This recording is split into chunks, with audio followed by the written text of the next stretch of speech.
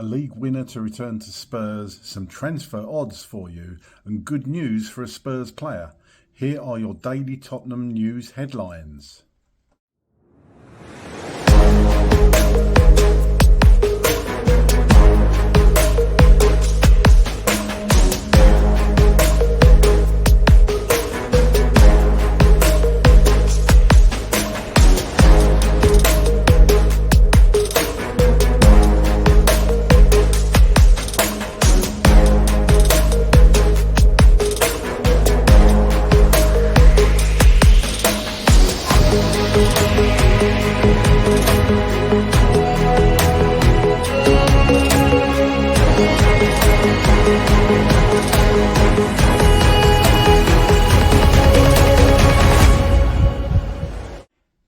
Welcome back to the channel, everyone. Hope you're all doing well. Here are your daily Tottenham news headlines.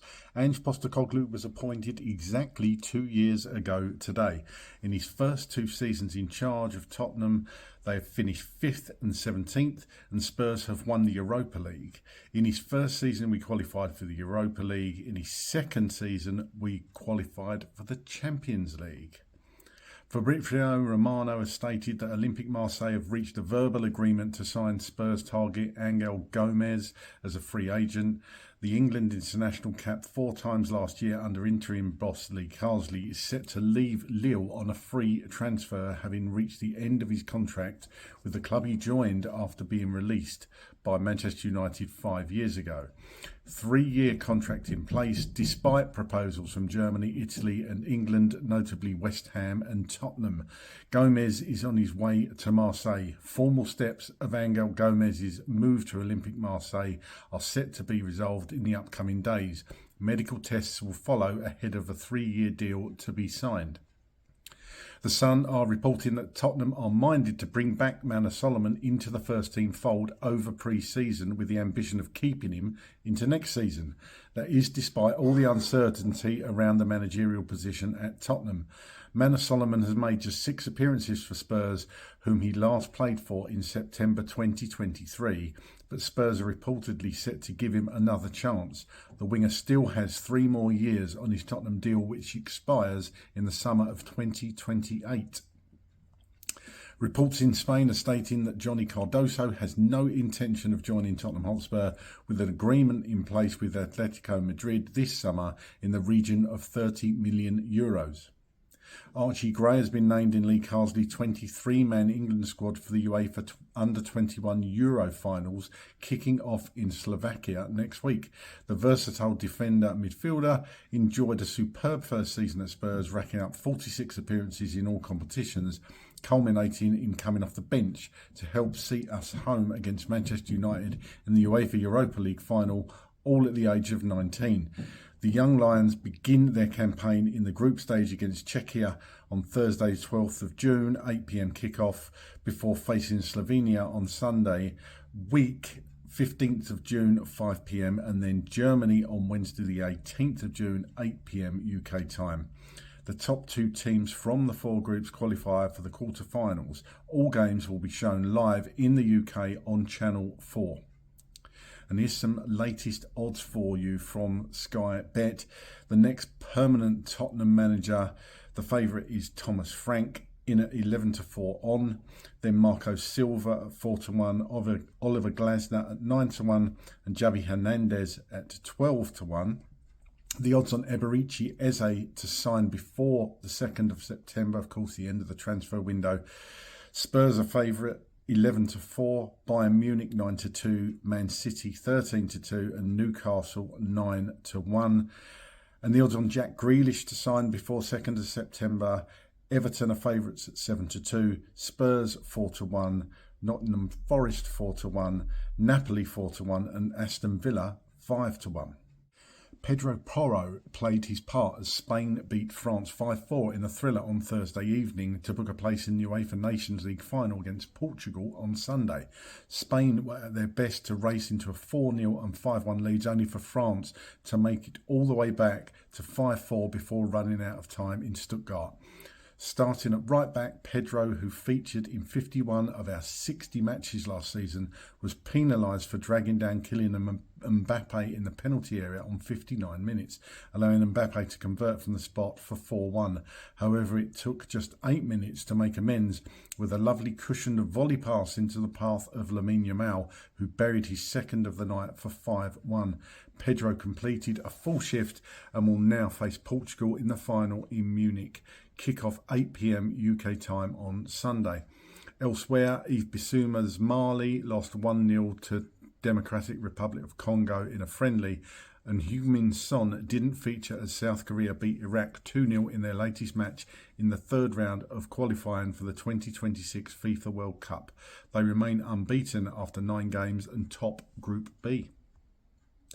And finally, Football.London are stating that Daniel Levy is entering uncharted territory as Tottenham Hotspur as he makes major changes behind the scenes and deals with the aftermath of a rarity of his time at the club, silverware. It comes at a time when change aplenty is occurring at Tottenham, with a new CEO in Vinay Venkatesham starting work on Monday, the departure from the board of long-term Levy advisor Donna Maria Cullen, ahead of that, and the expected return at some point in the coming months of former managing director of football Fabio Paratici. The report goes on to say that there are also set to be large-scale changes to the medical and sports science departments, while there are also rumours of investment on the way, either through owners ENIC or through external sources. Well, here's my thoughts on all those stories. Firstly, today marks 2 years of Ange Postecoglou being appointed as Spurs manager.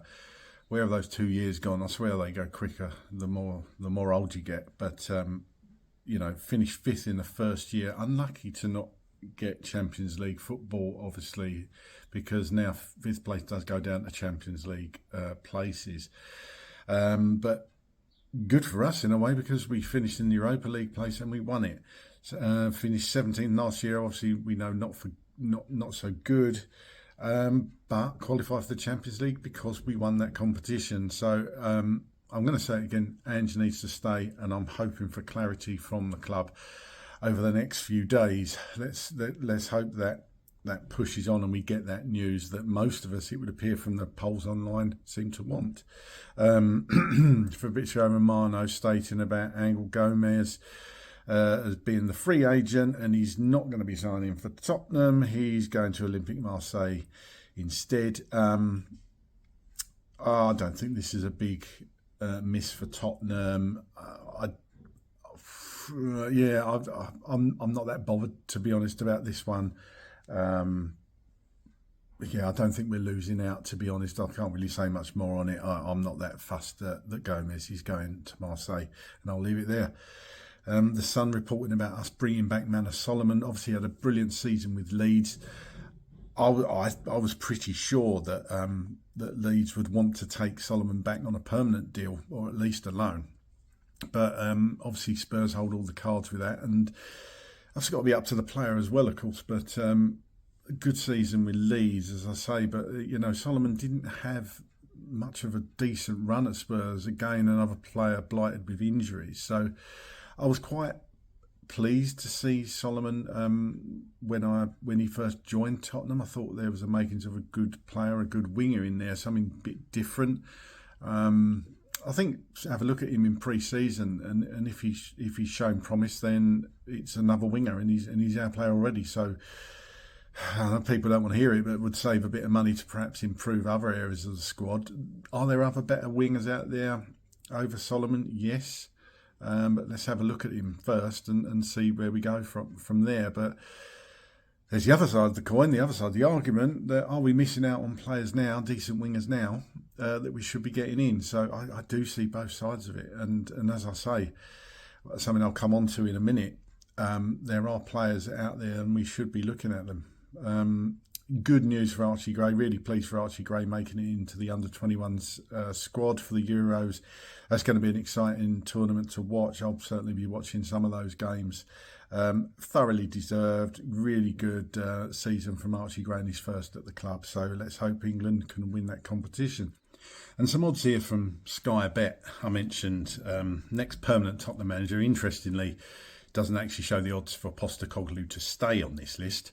But Thomas Frank, 11-4 on, so quite short odds there. Marco Silva, 4-1. Glasner, 9-1. Bookies rarely get things wrong, but as I say, there's no list of Postecoglou to stay there on this particular bet. Eberici Eze to sign, that is interesting, 11-4. So, nearly 3-1 the odds there. But Bayern Munich at 9-2, City at 13-2. So let's see how that one goes. But again, not really short odds for Eze to sign for Spurs, unfortunately. And Jack Grealish, if he's your cup of tea, only 4-1, second favourite before Everton, or after Everton, should I say. So again, they're not sure about the odds on that.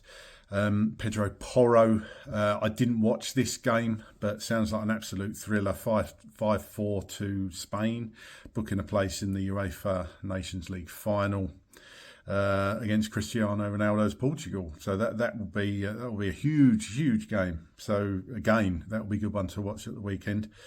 Spain are fantastic, aren't they? I mean, the players they've got. That Lamine Yamal, he's a Spurs fan, by the way. Can't we go after him? Probably cost a bit of money. Yves Bissouma, yeah, okay. Mali lost 1-0. It was only a friendly. Heung-min Son didn't feature for South Korea, but South Korea won the game, so that's good. Want to see Sonny playing in another World Cup. That would be fantastic. And finally, the Football.London article, just recapping and talking about the changes behind the scenes at Tottenham, the exits of Donna Maria Cullen and Vinay Venkatesham coming in, and possibly Paratici. I for one hope Paratici comes back. And rumours of investment. Yeah, and that's exactly what they are at the moment, rumours. But I still maintain there's something going on behind the scenes at Tottenham. Is something going to come out soon? Who knows? But get down in the comments, let me know what you think, how you think the club should relay any information about the manager. Do you think they even need to? And what are your thoughts on everything so far and everything mentioned in this article? I always read the comments, really interested to know. Thanks for watching. Thanks for listening, everyone. Come on, you Spurs.